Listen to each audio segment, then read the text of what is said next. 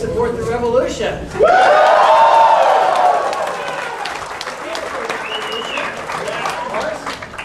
really nice to see you out and all the enthusiasm, and you're following the rules.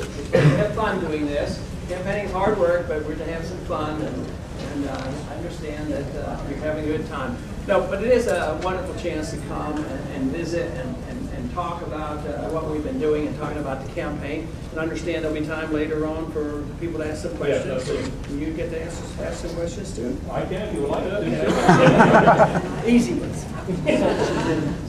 But it is a real delight to come. The campaign has been doing exceptionally well.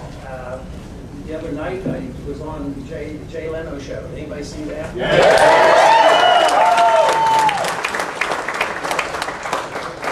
He was pretty nice, and I thought he gave me a fair interview. And Tom Cruise was a very interesting, nice person too. He's very friendly. He came in to see me a couple times to talk about some issues that he was very dear to his heart. Matter of fact, the one issue we did talk about briefly there was this move that we've had in this country for compulsory mental health testing of all kids in public school, which I strongly oppose.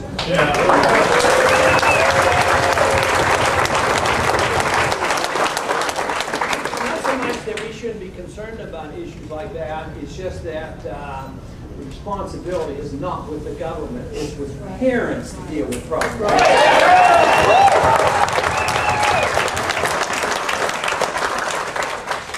Matter of fact, I think one of our great problems in this country has been we have drifted in the direction of the government having been taking over the responsibility of the parent.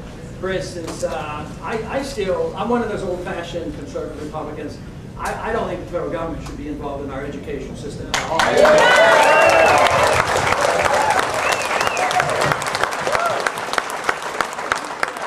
We used to win campaigns arguing the case, get rid of the Department of Education.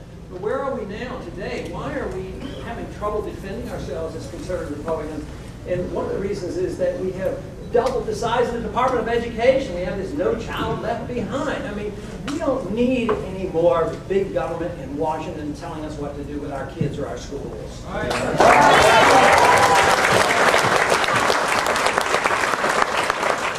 But we are getting a lot more interviews, whether it's with Jay Leno or others, and a lot of media interviews. And the question always is, well, we know you're doing well. The one authentic report that we have, we know it's real, and that is your financial report.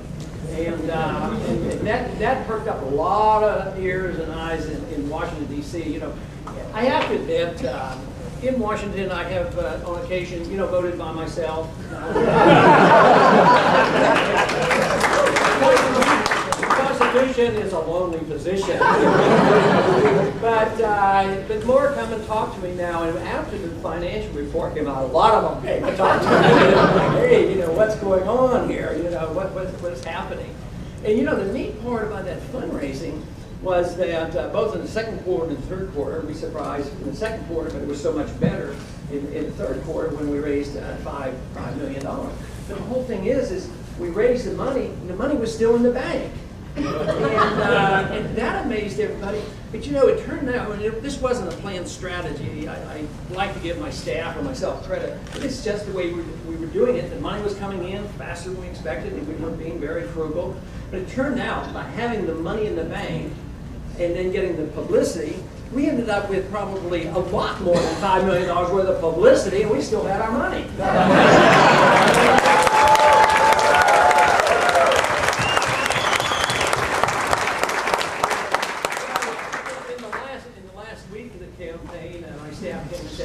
And I thought, our donors, our average donation is less than $50. And my staff came and said, we got to go out and really get this up for the end of the quarter. 1 week to go, and they said, why don't we have this little game and we'll ask to see if we can raise $500,000 in the last week. I said, I'm the pessimist. I said, that's an awful lot of money. I said, they've given so much, you can't just keep going back and asking for more and more and more. So they sent out, I agreed, sent out the message. They sent out the email. Within 3 days, we get $500,000. Yeah.